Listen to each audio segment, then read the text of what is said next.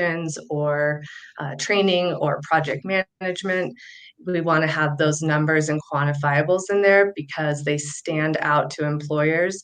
And if you ever, read through a resume or any document, your eyes are naturally going to be drawn to the numbers.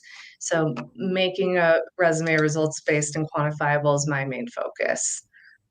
No, thank you, Cassie. And hey, ladies and gentlemen, I think there was a little snafu with the StreamYard software here. When I did the countdown, it was supposed to automatically go live. It looks like it did not. So let me quickly summarize, because you and I were talking for about 5 minutes there, and I noticed things weren't popping off live. First off, thank you, everyone. Good to have you here, Beyond the Resume Live with Cassie Hatcher, not Casey. I made that mistake. You don't want to.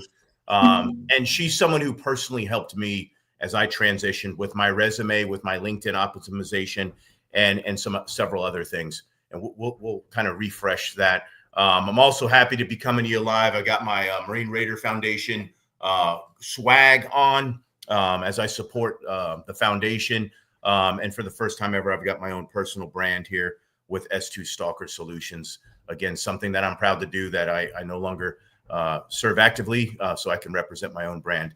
Apologize if you hear some banging. My daughters are trying to break in. It's like a heist here. But hey, this is the real world. This is live, right? Yeah, these things happen. As long as I don't change a diaper on air, we're good.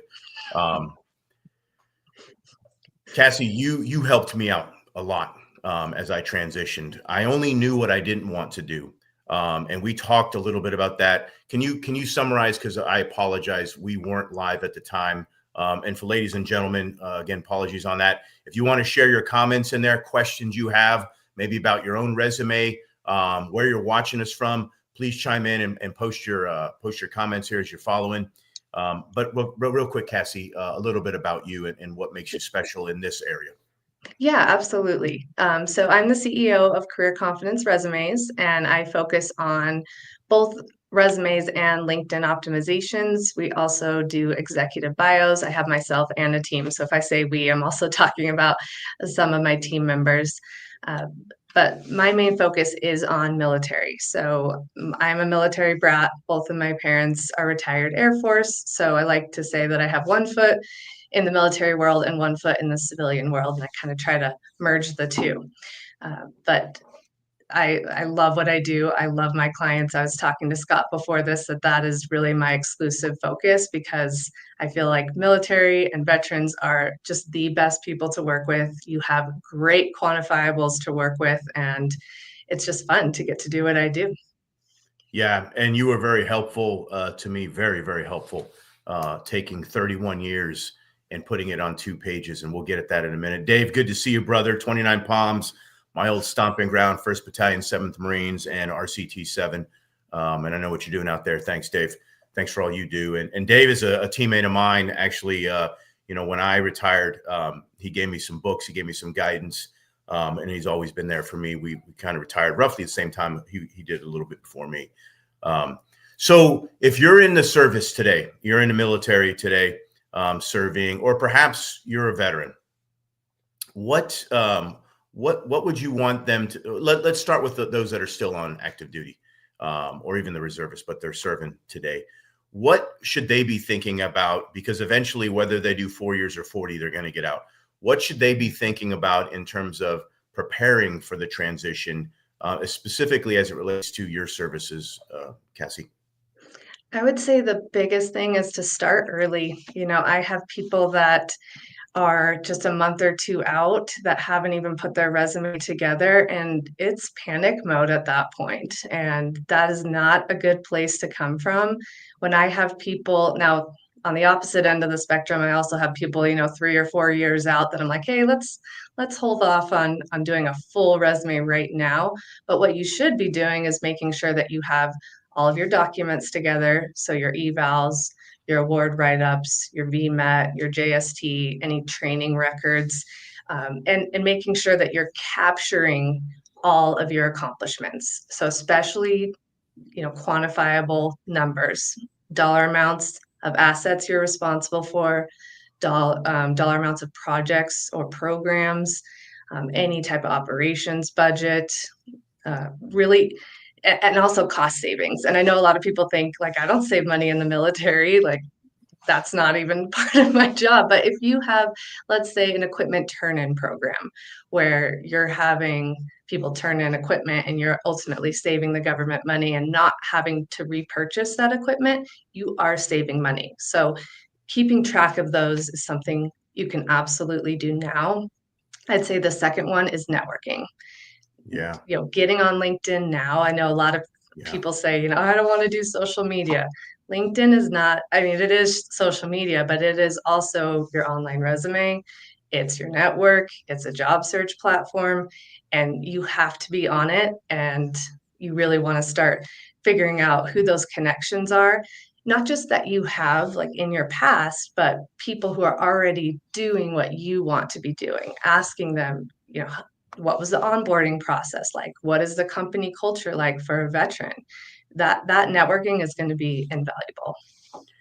Yeah, I think what people ought to view, well, let me say how I view it. I don't tell people what to do. How I view LinkedIn is it's a great tool, and it's as only as good as you use it, right? Just like a car, just like anything. You can have a gym membership, but if you're not going there, really doesn't matter. It's a great tool, and I think whether you're sending personal DM messages to folks asking to connect and maybe they're in the line of work you're looking at, and so asking for a virtual cup of coffee or maybe a real one, as we call it. Commenting positively so people can see that you're a professional. And again, I use it just professionally, so I'm not on there telling people about what church to go to or what religion to follow. But you do that, people can see this is a professional, someone I can trust in the workplace.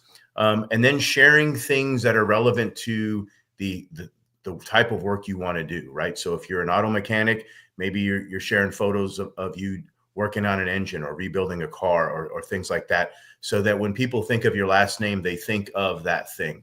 So it's a great tool, and it's how you want to use it. Absolutely. Yeah, absolutely. So, you talked about the fitness reports and all the other things that go into the awards and that sort of thing. Cost savings, I think of it as efficiency. Have you been able to do things faster, right? So if it takes 8 hours, can you get it done in 4? In the business world, that's a cost saving. And so thinking about how you can do that. But the one thing that I liked about when you worked on mine is I wasn't applying for a job, but you asked me what types of jobs I'd be interested in so that you can build a tailored resume. And it wasn't Yes. specifically tailored for a job, but it was kind of in that field. And I was looking more in the executive level of things, and that's what you built for me. So can you talk to that? Because if you've done logistics your whole life in the Army, but when you get out, you don't want to do logistics, it's probably not very wise to build a logistics resume. Can you walk us through that in the tailored piece of it? Absolutely. So the transferable skills are really key. And I talk to clients a lot about how a command sergeant major is not going to directly translate into a civilian title. So it actually offers you some flexibility as far as what to title yourself, because likely you've done operations, you've done training, you've done HR, you've done logistics, you've done such a broad range of things. And I also have clients say, like I've worn so many hats. And I made a little post once. It's like a giant sombrero. Like that is the military. You're just holding on to so many things at once. But when you get to the point of figuring out what exactly you want to target, which I know is not easy, I think there's a lot of factors you have to take in. But let's say that logistics person decides that they really liked the training aspect or the leadership development aspect. We really want to highlight those qualities and focus a little bit less on the logistics side. I mean, it's still going to be a part of your background no matter what, but especially within that top third of your resume, which is your most valuable real estate. It's where hiring managers spend about 80% of their time, especially in that first 10 to 15 seconds where they're deciding, do I want to look further at this resume or not? We have to show them right then and there why you're qualified for the role, which is why I recommend that clients have a header That's right above your summary of qualifications, in between your name and the summary, that says the exact job that you're targeting. That's something you need to tailor each and every time. And Yeah. that's going to, one, boost you up in an applicant tracking system. And two, it's going to help the human being reading your resume to instantly associate you with the job that they are hiring for. Versus in your master resume, it can be more broad. You can say operations management, training management, project management. Let's say you're targeting those three areas. Right. But again, once you get to a specific job, it needs to have that exact job title, targeting project manager two. And if it says project manager with like the two, that's what your resume needs to say in order to get through and rank as high as possible on an applicant tracking system. All right, so you broke it out. You went ATS on me. Now I know when I was serving, I knew a couple of things, but I knew everything. And the one thing I had no clue on was what is ATS. So applicant tracking system.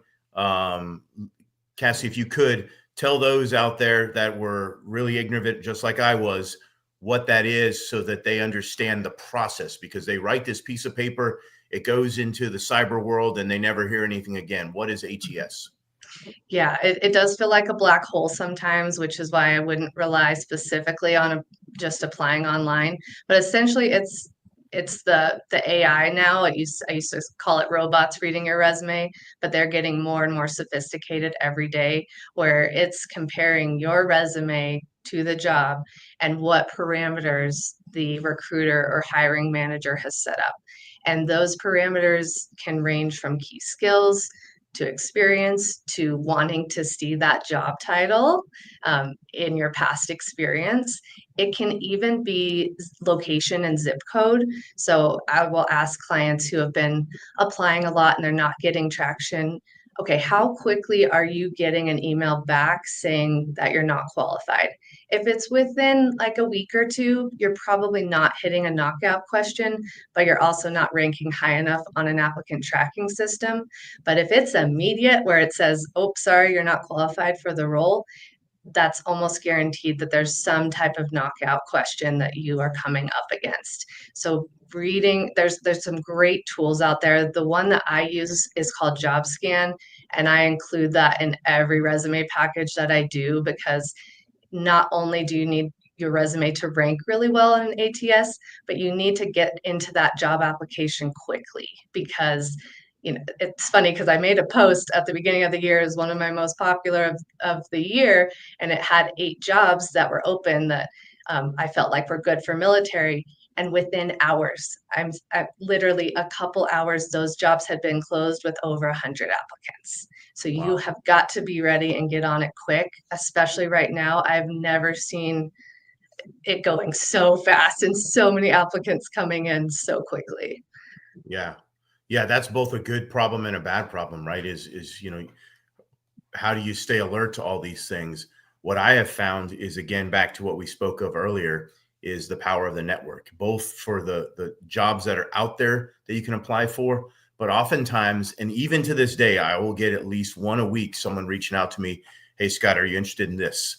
And normally I'm not, but I'll try and find someone that is. But it comes through that network. And so those unknown jobs that are out there that companies don't know that, hey, we're looking for a specific type of person. So we're going to go word of mouth vice putting it out there. Either way, that's the power of the network. So it's incredible. And that gets to everything you talked about there. I do want to hit on the types of resumes that are out there, because I think a lot of us that are going through this process, we hear, hey, no more than 1 page, no more than 5, to so on and so forth. Is there a rule to this, and what's different? Does it matter if it's industry, academia, government? Please. Yeah, it does matter, definitely. So even for a federal resume, a lot of job applications on USA Jobs are asking for no more than 5 pages, which is a recent change. It used to be make it 20 pages, whatever you need to do to include all of your experience. But even now, I'm sure those federal employees and people looking through resumes are like, okay, I can't do another 20-page resume. Yeah. So 5 pages is as much as you want to do for a federal. For a private sector or government contractor resume, if you have had 10 years of experience or less, then 1 page. If you've had 20, 30 years, you still need to stick with 2 pages. Okay. That is the general rule. You know, if you ask 10 different people about the length and different resume questions, you're going to get 11 different answers. So one thing I recommend is that once you find someone that you trust, just stick with their advice. Don't pull pieces here and there and try to piece it together because it's going to drive you crazy. Yeah, and there's nothing wrong with when you're applying for something asking HR, "Hey, are you looking for a 1 pager or a 5 pager? You know, what are you looking for?" And then we can adjust to that. What about the cover page, right? You got to have the cover page. Yes, some say no. I mean, it's a confusing world out there. What should people know? It is. It's funny Yeah. because I really was feeling like cover letters were dead a couple years ago, and I feel like they're making a comeback. And I think that a cover letter is essential if you're making a career change or Okay. if you're applying to a job where this feels kind of out in left field, or if you're applying for a job that you may seem underqualified for. A lot of people will apply for positions and they have, executive in their resume, but they're applying for an operations manager. Someone's going to see that and say, hey, like they're going to want to move out of this position too quickly. Let's not even bring them in for an interview. But if you explain in a cover letter, I have managed huge groups of people and huge dollar amounts and assets, but I'm looking to slow down, do something where I can be home with my family. That's when you want to use a cover letter to explain that. So, both in career changes and in applying for jobs that might be below your experience level. And if they request a cover letter, absolutely include it. But if there is no cover letter option, then do not waste your time doing that. What I recommend you do instead is hop on LinkedIn, try to find an actual human being to connect with. Once you throw your resume into that black hole, and oftentimes it will say on LinkedIn who's hiring, but you can also do your own research. You can go to the company page, then go to employees, then filter by recruiting and HR. And you can also filter by location and connect and send messages to as many people as you can to try to find the actual person hiring for that role and send a short message. I would say literally probably two sentences. One sentence, why you're interested in the role or the company or its mission, and one sentence why you feel like you are the best fit for that job, and attach your resume in a PDF. And I can tell you from personal experience hiring on LinkedIn, like I said, I posted a job a couple months ago and had 50 applicants in 2 hours and closed the job. And LinkedIn, unfortunately, does not do a great job of filtering out those applications. It has best fit, good fit, not a fit. That's the only 3 categories. And a lot of people who were considered not a fit were actually great candidates. And they reached out to me on LinkedIn and sent me their resume. I went to those applications first. They're oftentimes the ones that I end up interviewing and hiring because they're showing that initiative. Okay. Yeah, and my own personal rule with LinkedIn messages, if you don't put my name on there, or if you use Master Gunny still, that's fine. It's not what I want, but I won't respond. And the reason why is because I get a lot of bots, and it's like copy and paste garbage. Even with text messages or emails, if someone reaches out to me and they don't address me as a name, I know they're just doing a copy paste and massing it to others. And so if you're not going to take the time to address me, then I'm certainly not going to waste my time in responding. So, make sure you're addressing the person or the specific thing that you're trying to be hired for or something like that, so that we're not guessing. Hey, so, we did this a year and a half ago or so.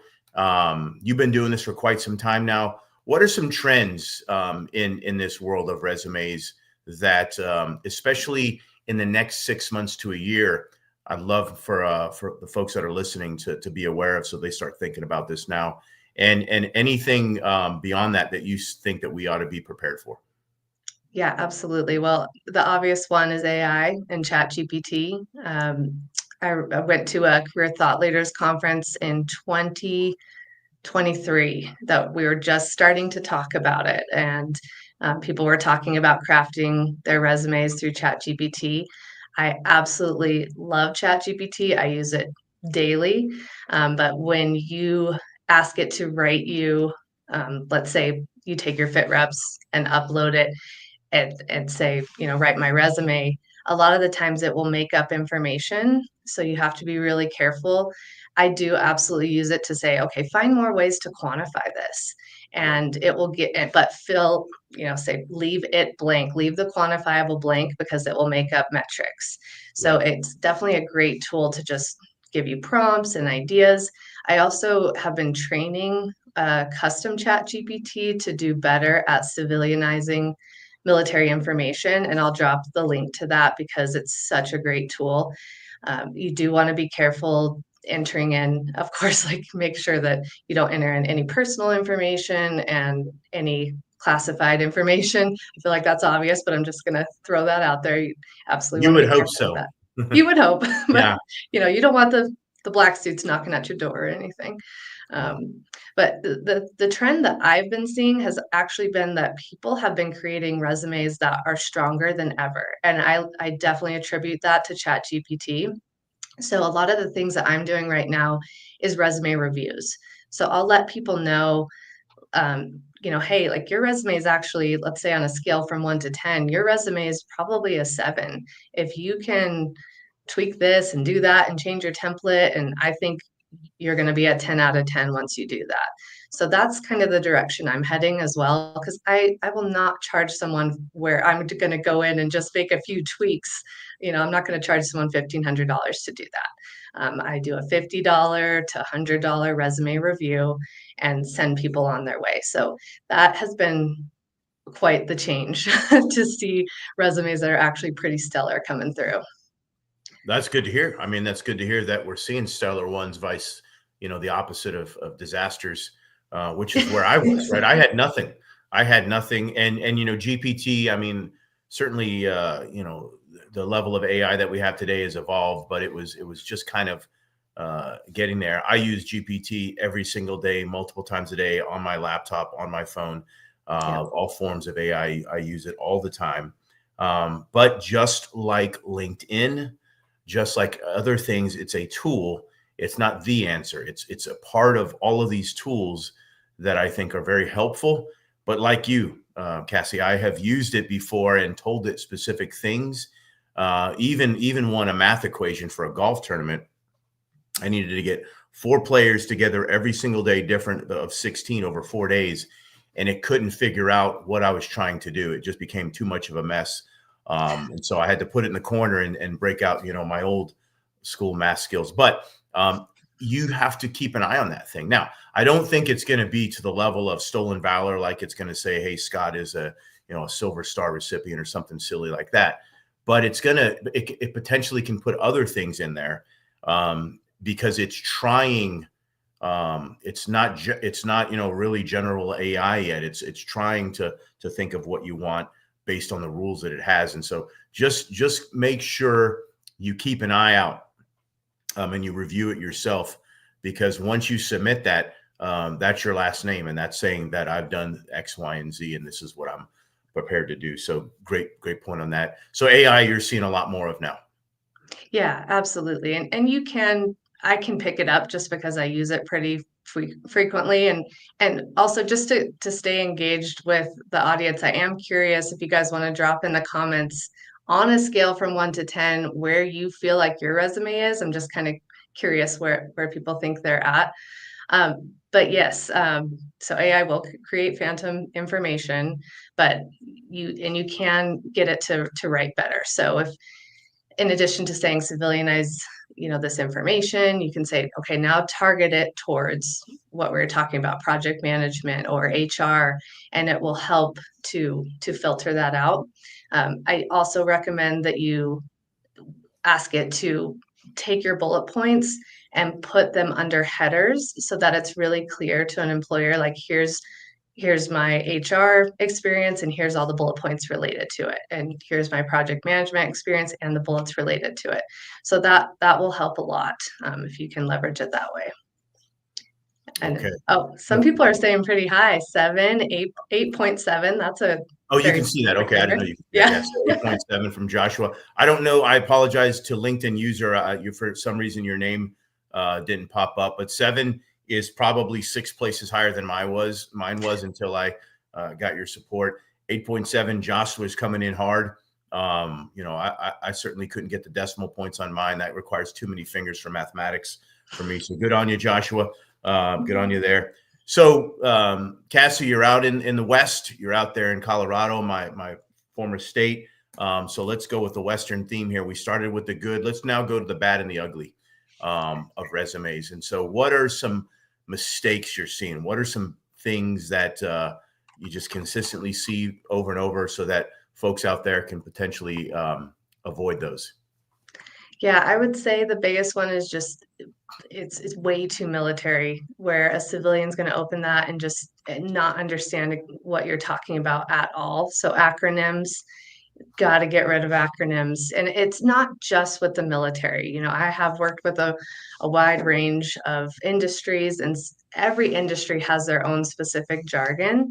So just making sure that both for an applicant tracking system, you need to spell those acronyms out. And also, sometimes those recruiters aren't super experienced in that specific industry. So you don't want to throw them off with military jargon. So Yeah. clear, civilian friendly language. I'd say the other thing is people will just write their job duties out. Again, this is where it's not good if you just take your fit reps and plug them into a resume, because it's saying what you did day to day, but you're not talking about the impact that you made. And I don't know if this was captured when we missed that first little part, but one of the things that I did with you was give you fill in the blanks and Yeah. give you, how many, well, for example, again, I love to pull up because you have some good stuff on here. Conducting up to blank presentations annually. If you wanted to do, and what you are doing now, public speaking, people want to know, Yeah. how often were you getting in front of people? Or if you just said, conducted presentations, that's not giving them that Right. quantifiable information of like at what scale. So having that, and having that third party like myself or a member of my team be able to ask you those questions and pull out like not just what you did, but what was the situation, what was the action, and what was the result. And it's the same when you walk into an interview. You want to tell a story of what the situation was, what the action was, and what the result was, if it was a positive result. There's plenty of times where someone's like, for example, I talked to someone the other day that they were implementing like wargaming efforts, and the training actually wasn't as effective as it should have been. And so we're like, okay, let's not highlight that as much, because it wasn't, Yeah.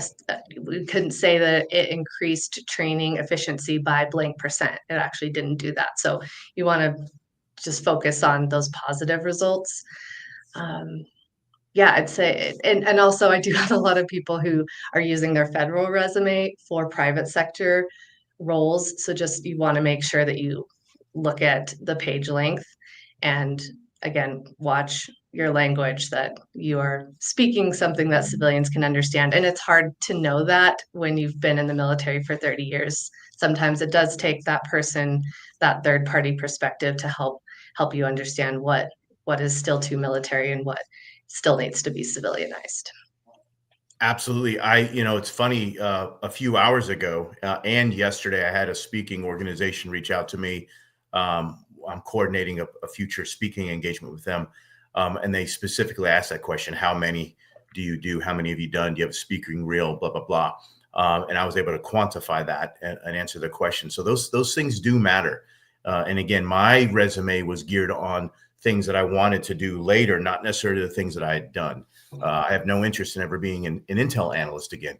Great job, great career, but it's not something that I wake up to and I get excited about. And so I built it towards, or you built it for me, towards things that I wanted to do in the future.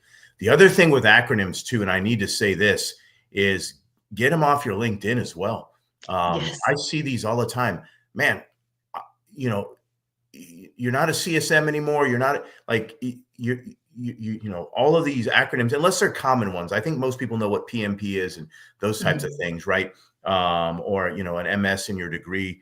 But the non-standard ones, I really think they hold you back quite a bit, because you sound sharp in your own little tribe, but to the masses that are looking at what do you do, we don't know what you're talking about. And so I think it's bad both on your resume, any variant, and on your LinkedIn profile. Really, really want to minimize those acronyms, or at least spell them out. Yeah. Um, I can think of one, it's just like AOR, area of responsibility.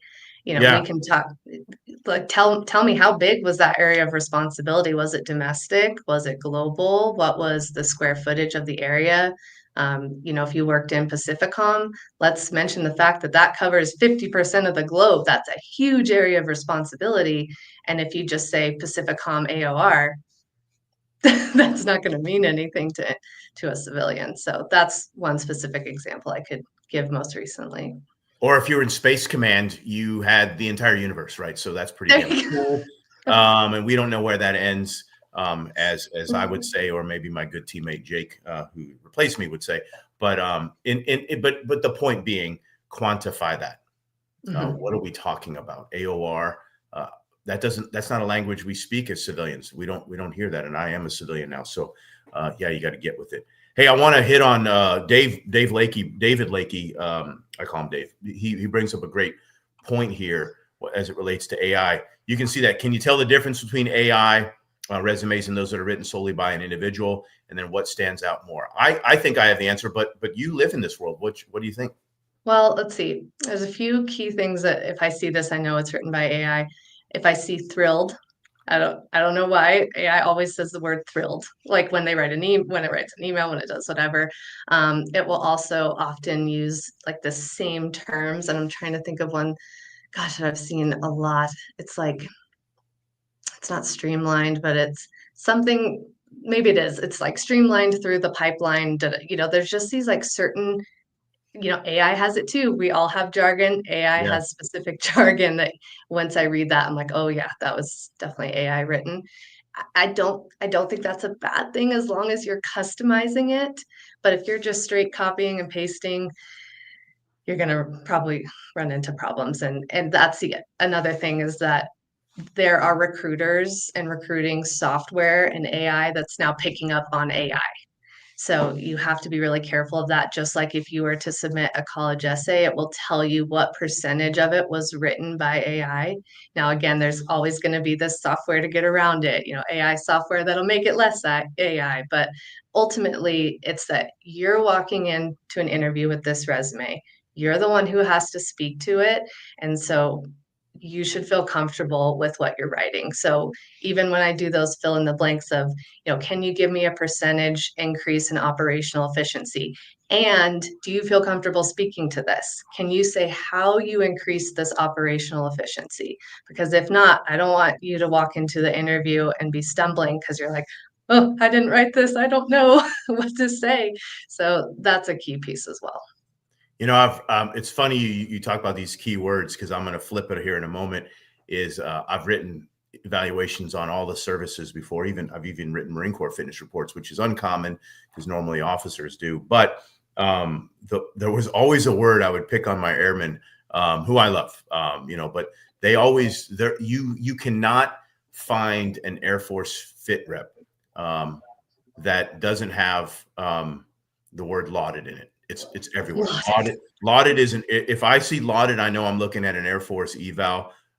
They've all been lauded, and so I would joke with whoever I was writing it on, a little playful banter that, hey, we have to have this in every eval here. But that was their thing, right? And so that's part of their culture. And so I don't know why AI uses thriller or thrilled, excuse me, maybe they're like Michael Jackson, I don't know, but it's interesting to see a lot of the questions there that we bring up. So we're going down the home stretch now. We got about 20 minutes left here, and let's tighten the shot group here. So I'm in the military. I'm either going to retire in 2 years, or my contract ends in 2 years. What today, next week, next month should I start doing in order to prepare for this? And after that, I'm going to talk to you about LinkedIn optimization as well. But let's focus on the resume side of this, or maybe something else that you think is important. Yeah, I think What should I be thinking about now? What should I do now? yeah, absolutely. I think just keeping a pulse on the job market, because I will do LinkedIn optimizations and I'll ask people in their homework, please save at least 3 jobs to your profile because it helps me to keyword optimize. And then I go through and there's nothing saved, nothing archived, nothing. And you can absolutely start keeping a pulse on the market now and see how often that job becomes available. Like it will say posted and it will also say reposted. So Yeah, you can, unfortunately, I wish it would say like how many times it's reposted, but just tracking things that you're interested in. You know, a lot of people say, I do not know what I want to be when I grow up, referring to when they retire from the military. right. And if you are job searching and you're reading descriptions and I just think intuitively you say, oh, wow, like that's really interesting to me. And then you look at the qualifications and you're like, oh, they're asking for a PMP or they're asking for their SHRM, their certified human resources professional certification. You can look at those things and see how often that's coming up and decide if you want to pursue those certifications or, you know, kind of polish up on certain skills that you're seeing commonly among the jobs that you're looking at. But if you're not saving jobs, you don't know what type of qualifications they're even asking for.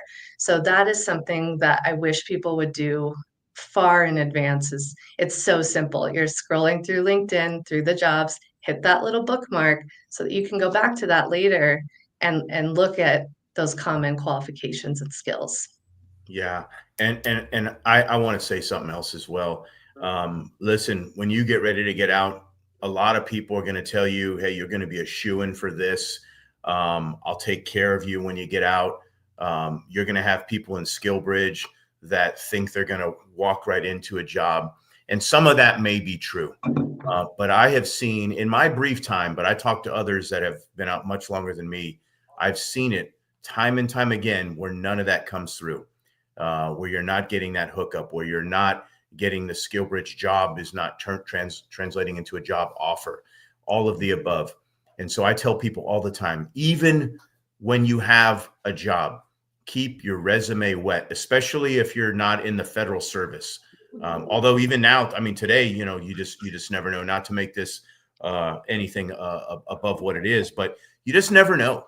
And moreover, you may, I think it was moreover, yeah, Joshua said that's an AI word. I just used it. So I'm getting into my own GPT. But moreover, you may get bored of what you're doing and want to branch out, right? And look for more. I know all the time I'm always, and I'll tell you, I had an individual, a very senior individual, senior vice president of a company that if I named, everyone would know this company. We go to the store almost all the time. And he said, "Hey, I want you specifically for this job." And it was a very high-end job. And, you know, again, I'm in the military. I'm like, oh my God, this is like triple, quadruple my salary already. Let's take a shot at the title. And he said, all you got to do is send me your resume and this and that. I did. He knew who I was. They reached out to me. I wouldn't even known how to reach out to them. I never heard from them again. All right. And that's not, you know, necessarily a negative thing. It's actually fairly common. The point is continue to network, continue to hunt for opportunities. And when you find what you want and you get an offer, great. Maybe you celebrate for a day, but keep the resume wet. I promise you guys all,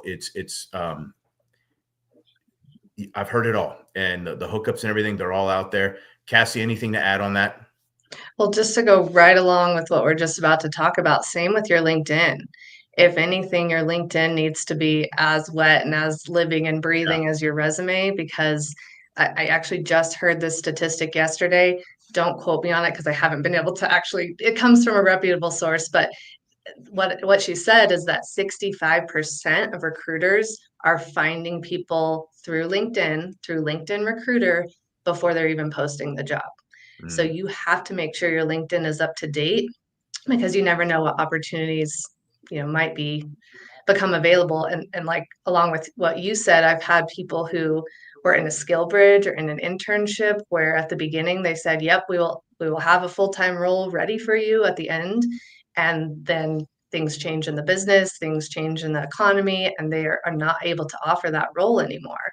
And yeah. that's a scary place to be in, especially when, that's you have all your eggs in that basket and you Yeah. don't have any backup plans. So, yeah, staying active on the job search, keeping your LinkedIn profile up to date, especially the skills section, because LinkedIn Recruiter, they search based on skills and certifications and experience, but skills is a big one. And also keeping your resume up to date, like what you said. Yeah. We're going to dive into the LinkedIn piece here in a moment. I would offer as well, the skills matter, all that matters. Um, Whether anyone will admit this or not, they also look at your professionalism. And so if you're the type of person who's yelling and screaming and just being an unprofessional individual, you're going to make it less appealing, because nobody wants to hire a jackass. No one wants to. You just don't want that. It's not a good fit.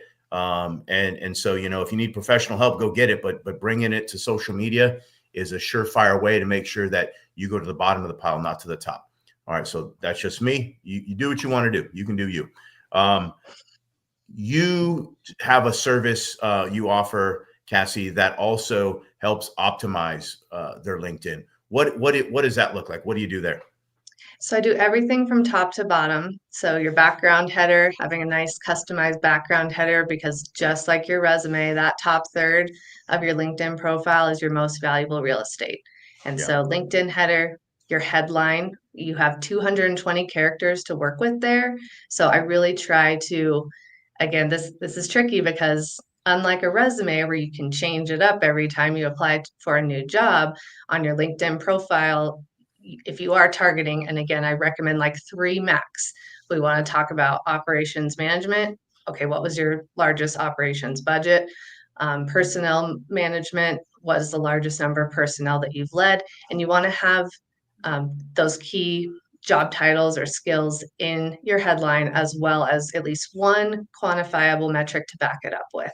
And I would leverage all 220 characters. So that's what I do, is focus on writing those and just making sure that they cover what the client is interested in targeting, without going too broad.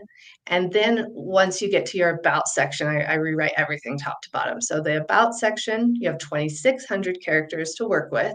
And I try to tell it as like a career narrative, again, highlighting those most significant quantifiables because numbers always draw the eye, but something to kind of piggyback off of your point of people want to work with people who are interesting, who are maybe share the same hobbies, who are good people to Yeah. work with.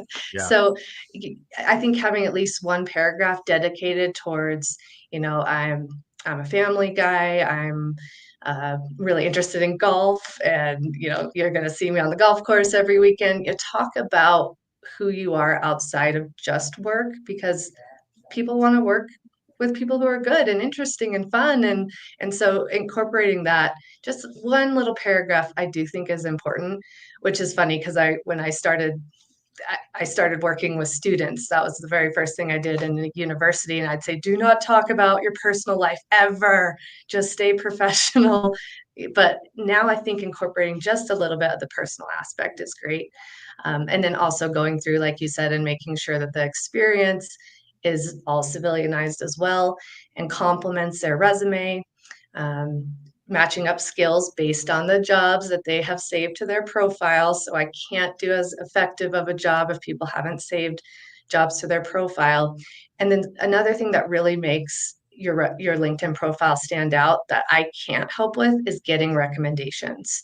If you can shoot for at least 3 recommendations on your profile, it's like, if you did ever write a resume, let's say 20 years ago, we used to have references on the Yeah. resume. Yeah. And then it said references available upon request. Hmm. And now people are expecting to go to your LinkedIn profile and see those recommendations there. And another piece to that I would suggest is that when you do ask for a recommendation, which you could use former raters or senior raters on your evals, give them some information, give them something to work with, at least give them a framework, because I'm sure anyone who's ever been asked for a recommendation knows what it's like when someone's like handing you a blank page and can you write a recommendation for me? It's like, where do I even begin? Can you give me some prompts? So if you want to get some good recommendations, try to give them some prompts or at least a framework when you do so.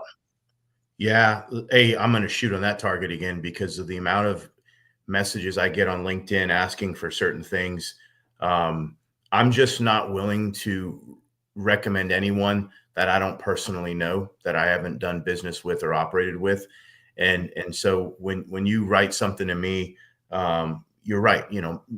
Make it easier on me. I don't have extra time in my day to write long-winded recommendations. I'll always go back to them. Hey, what are some things you want me to target in this? Mhm. Because you're a good dude or you're a good golfer, but that's not what we're looking for here. How about you're a great mathematician or cyber professional, whatever the case may be, but help me get this on target so that we can help you with your ultimate goal of finding employment there. Hey, does it matter at all? Right. I left Colorado Springs, and when I left on the 8th of August, I didn't know where I was going to land, where I was going to go. And so how does a service member, think through all that? We don't know. This is the great unknown. This is beyond the wild, wild west. We don't know what's out there. How do you advise someone who says, I'm not sure what I could do. I'm a this, but I'm not interested in doing this anymore. What are your thoughts on this one?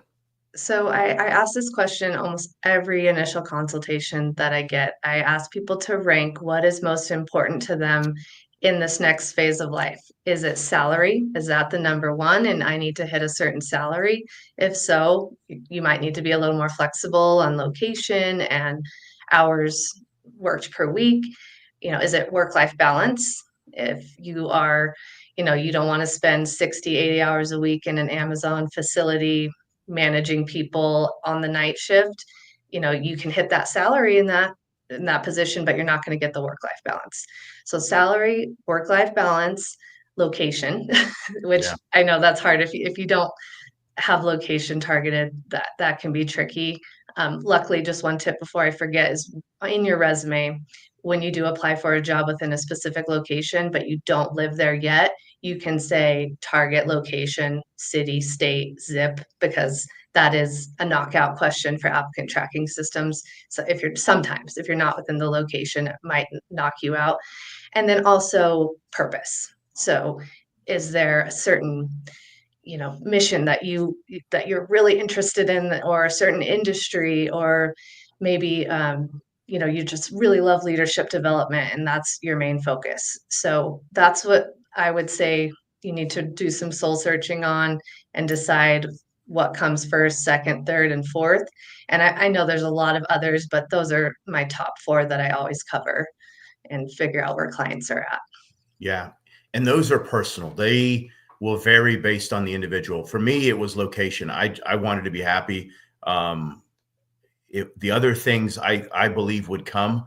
Balance has never been a big thing for me. I tend to be all in whatever I'm doing, but it's different for everyone. And so if you want greater balance, maybe you want part-time work and more time with the family or at the golf course, whatever your thing is. But these are individual things. And I want all veterans to hear this, and I want all military to hear this as well. There's nothing wrong with saying, hey, I want to make a lot of money. Be an unapologetic capitalist. This is one of the main reasons I went into business is I do want to make a lot of money. I want to do it with people of character and doing it the right way. But if you want to make 7, 8 figures, whatever your thing is, high 6, whatever, don't apologize for that, especially if you're talking to Cassie or whoever that's helping you so that they can optimize, your resume for your priorities. And I would say this too, 100K is not 100K, meaning if you're living in San Francisco or New York City, that's really, you might be in the poverty line, quite frankly. If you're where I'm at, it's pretty good money. And so it does matter where you live, located based on the amount of money you want to make as well, because there's other things you got to factor in, whether they're taxes, cost of living, property tax, so on and so forth. So you just need to be aware of that so that you don't just go after the highest dollar sign, where even if money is your priority, you want to do that wisely. And so for us, quite frankly, I just handed my wife, a globe and said, anywhere in the world you want to live, that's what we're going to do. She picked the house, the location, the whole bit. I'm very happy with it. But the other things would come. It's individual to them. Do you agree with that, Cassie? Absolutely. And that's another area you can leverage AI for. Say, hey, I'm looking at San Antonio, Washington, D.C., and Seattle, Washington. Give me the salary that I'm going to need in order to have this large of a house, or whatever your parameters are, and do some comparisons. Like, similar to you the other day, I'm like, what's the cost of living of Colorado versus Singapore versus Costa Rica? I want to know, like, Yeah. because I could also technically work anywhere. I love Colorado, but it's good to keep your options open and just know what is out there. And that's another area that you do some soul searching, and then you also do some research. Look at those salaries, look at the cost of living, and get excited, because you do get to choose. This is your chance to do exactly what you want to do. Yeah, it really is. And again, that's even if you're not retiring, you're finishing up your first enlistment, whatever. The sky is as they say in the Space Force, it's not even the limit anymore. You can go beyond that, right? So it's really you can do things by design, or you can do them by accident. And accident usually is one who didn't think of this through and then reacted at the last minute. And even today, right? I've got my book here. I'm constantly revising my 5-year plan, everything, so that I'm staying sharp on my target areas. But it's up to the individual. Cassie, somehow 56 minutes has flown by. We're getting towards the end here. There's a few things I want to say, but I also want to make sure we talk about how people can find you. And you sent me a message here about potentially a special offer for those that are interested. So let's talk about first, how do they find you? What services you offer, and what is this potential special offer you've got? Yeah, absolutely. So you can go to careerconfidence.us is my website. I love for people to connect with me on LinkedIn, and you can just find me at Cassie, Cassie, Hatcher, Hatcher. And I am doing a special promo, 10% off, which I don't do very often, for anyone who uses the link that I'll drop in the comments.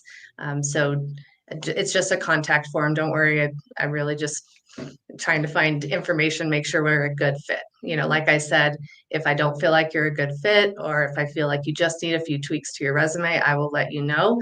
If it's a train wreck, I will let you know that as well. So I'll let you know where you're at. But I also offer those resume reviews, like I said, which are $100 right now. And I do in-depth on both your resume and your LinkedIn. Another thing that I'm trying to offer is templates. So if you feel like, okay, I'm sick of this Serco template, this, veteran nonprofits, which they are great, they have their place, but if you want to stand out and not look like 50% of the other, military service members and veterans, that is also an option. Well, speaking of train wrecks, that's where I was, and so there's no you don't need to be embarrassed if you're a train wreck. That's the reason Nope. we have professionals like you that can help us out, Cassie. So I'll turn it over to you for closing comments here in a minute. Thank you very much for everything, for being a guest on the show today. Ladies and gentlemen, my next guest in March, somehow we're already going to be a quarter of the way through this year. I'm literally going to have Ozzy Osbourne. Now, not the one you think. Not the one we all may have thought of, but a guy named Oz, retired Sergeant Major, who has been a great friend of mine, but he has really mastered this thing of networking. He has built a massive network, and so I want to talk to him about networking. So I'll put that out here soon. For those of you that potentially are in the DC area, I'm going to be the keynote speaker next week for the CCME conference, which is basically a large conference of military education specialists and veterans. I'll be doing that on the 25th, opening keynote speaker at 8:30 in the morning at National Harbor. So I look forward to seeing you there. If anyone else potentially wants me to speak at their events, you know how to reach me. Cassie, thank you, ma'am. Thank you so much for being honest, for being a blunt force object, for being great. Because what I loved about our sessions with my session with you when we were working through this is I didn't have to guess. You just gave it to me direct. And I think most veterans want that. Just call the baby ugly so we know what's needed and we can get after it. So let me turn it over to you, Cassie. Thank you again. Closing thoughts, comments for our service members out there.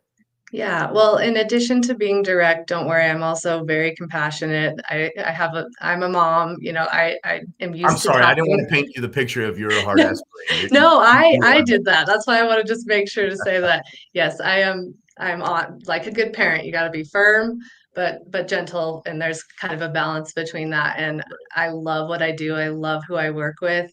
I just love talking to people. So, I have you'll see on my LinkedIn page a link to schedule a free consultation. I love to hop on the phone and just talk to people. I don't get out often because I do have small little ones, but I am going to be in Baltimore for the Career Thought Leaders Conference, April 6th through 8th. So I'll be posting about this sometime in the near future. If you would like to meet up or if you have any recommendations for good running trails in Baltimore, I would love to hear your feedback on that. Awesome. Hey, everyone. Thank you for joining us. I'll share with all of you when we're going to do this again in March. And if you missed any of this or someone wants to watch this and they missed it, it's going to stay forever on my LinkedIn, Facebook, and YouTube page. Cassie, I almost screwed up. Cassie, thank you, ma'am, again. Take care, everybody. Thanks, Scott. Thank you.